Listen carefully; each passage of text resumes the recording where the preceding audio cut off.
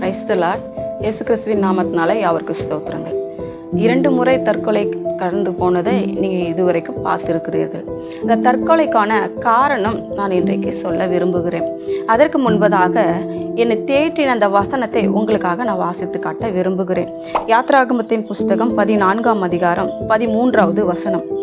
அப்பொழுது மோசே ஜனங்களை நோக்கி, பயப்படாதிருங்கள், நீங்கள் நின்று கொண்டு இன்றைக்கு கர்த்தர் உங்களுக்கு செய்யும் ரட்சிப்பை பாருங்கள். இன்றைக்கு நீங்கள் காண்கிற எகிப்தியரை இனி என்றைக்கும் காண மாட்டீர்கள். இந்த வசனத்தை நான் வாசிக்கும் பொழுது எனக்கு மிகுந்த ஆறுதலும் சந்தோஷமுமாக இருந்தது. ஆனால் அதற்கு காரணமான நேரத்தில் எனக்கு வேதமும் தெரியாது, இந்த வசனமும் தெரியாது. நான் இருந்தது என்னவோ கிறிஸ்தவ குடும்பம் தான். ஆனால் என்னை அது ஒரு ரோமன் கத்தோலிக்க குடும்பன்றதுனால என்னை எதற்குமே சேர்த்து கொள்ள மாட்டார்கள்.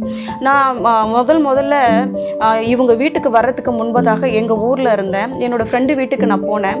போய் இந்த போல் நான் சொன்னேன், இந்த போல் அம்மா என்னை தெரியாமல் பஸ் ஏறி போயிட்டாங்க, நான் தொலைஞ்சு போயிட்டேன் என்று சொல்லி என்னோடய ஃப்ரெண்டு வீட்டுக்கு போயிட்டு எனக்கு கொஞ்ச நாளைக்கு அம்மா அப்பாவை தேடி கண்டுபிடிக்கிற வரைக்கும் உங்கள் வீட்டில் இடம் கொடுக்குறியான்னு சொல்லி கேட்கும்போது, நானே லவ் மேரேஜ் பண்ணிட்டு வந்ததுனால என்னை வீட்டில் சேர்த்துக்க மாட்டேன்றாங்க, இங்கெல்லாம் உன்னால் இருக்க முடியாது, எனக்கே பாரு எவ்வளோ குட்டியாக ரூம் கொடுத்துருக்காங்கன்னு சொல்லிட்டு இதே ரூமில் எல்லாத்தையும் வச்சுக்கிட்டு இதுலேயே நாங்கள் படுத்து தூங்குறோம், எங்களுக்கே கஷ்டமாக இருக்குது, இன்னும் நீ வேறு எங்கள் கூட வந்து தங்குறன்னு தெரிஞ்ச குடும்பத்தில் பிரச்சனை ஆகும்னு சொல்லி இவங்க என்ன பண்ணாங்க, ஒரு டீச்சர் வீட்டில் கொண்டு போய் விட்டுட்டாங்க.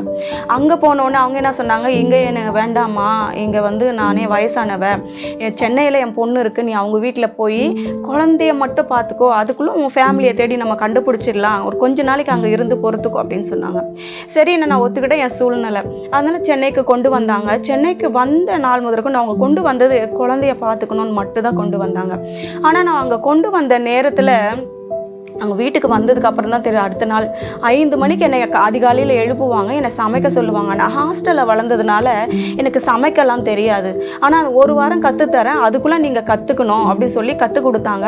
காலையில் 5 மணிக்கு எழுந்து சமைக்க நான் ஆரம்பிச்சிட்டேன்னா அதுக்கப்புறம் அவங்களுக்கு ஸ்கூலுக்கு சாப்பாடு கட்டி அமுச்சிட்டு அந்த குழந்தைய பார்த்துக்கணும். அது இல்லாமல் அந்த வீட்டில் வயசான அந்த அக்காவுடைய மாமனார் ஒருத்தர் இருந்தாங்க. அவங்க ஒரு கொஞ்ச நாள் தத்தி தாவி நடந்துட்டு இருந்தாங்க. ஒரு முறை அவங்களுக்கு பயங்கர டயரியா பிரச்சனை வந்ததுலேருந்து பெட் ரிட்டன் ஆயிட்டாங்க. அவங்களையும் பார்த்துக்கணும், இந்த குழந்தையும் பார்த்துக்கணும், சமைச்சு பாத்திரம் கழுவி வீடு பெருக்கி தொடச்சி துணி துவைச்சி இவ்வளவு வேலைகளையும் அங்கே செஞ்சு அவ்வளவு எனக்கு கஷ்டமாக இருக்கும். கொஞ்ச நேரம் கூட என்னால் ரெஸ்ட் எடுக்க முடியாது, செம்ம டயர்டாக இருக்கும். அதுவும் இல்லாமல் நான் போட்டுட்டு போன ட்ரெஸ்லையே தான் ஒரு 2 ட்ரெஸ்ஸு மாற்றி மாற்றி போட்டுட்டு நான் ரொம்ப கஷ்டப்படுறேன். என்னால் அங்கே இருக்கவே முடியல.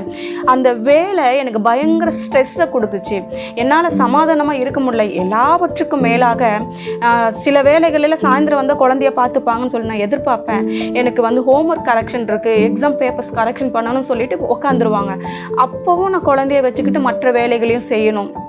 இரவு படுக்க போகும்போது கூட பாத்திரம் கழுவி வச்சுட்டு தான் படுக்கணும்.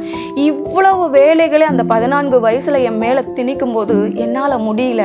அவ்வளவுதான், நம்ம இங்கே தான் இருக்க வேண்டியது தான் போல, நம்ம அம்மாவை இவங்க கண்டுபிடிக்க போகிறதும் கிடையாது, இங்கே வந்ததுனால இவங்களுக்கு வசதியாக போச்சு நம்மளை வச்சு கொண்டாங்கன்னு சொல்லி எனக்குள்ளே மனசு ரொம்பவும் வேதனைப்பட்டது. அதுவும் இல்லாமல் என் கையால் தான் மீன் சமைப்பேன், என் கையால் தான் கறி சமைப்பேன், என் கையால் தான் எல்லாமே செஞ்சு கொடுப்பேன்.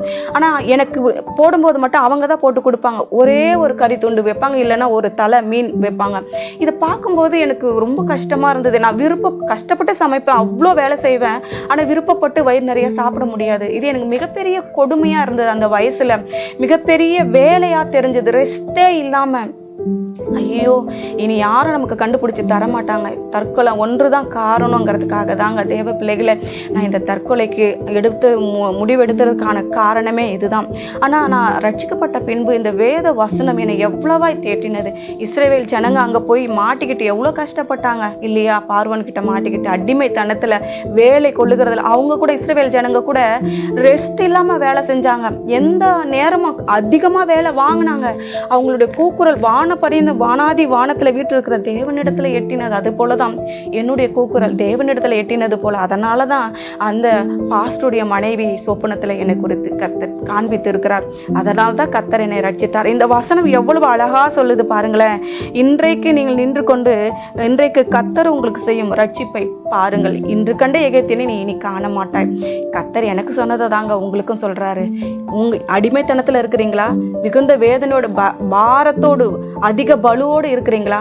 கர்த்தரிடத்துக்கு வாருங்கள், அவர் உங்களுக்கு நிச்சயமாக அற்புதம் செய்வார். ஜெபிக்கலாமா? நல்ல தகப்பனே, இந்த வேலைக்காக நன்றி செலுத்துகிறேன்.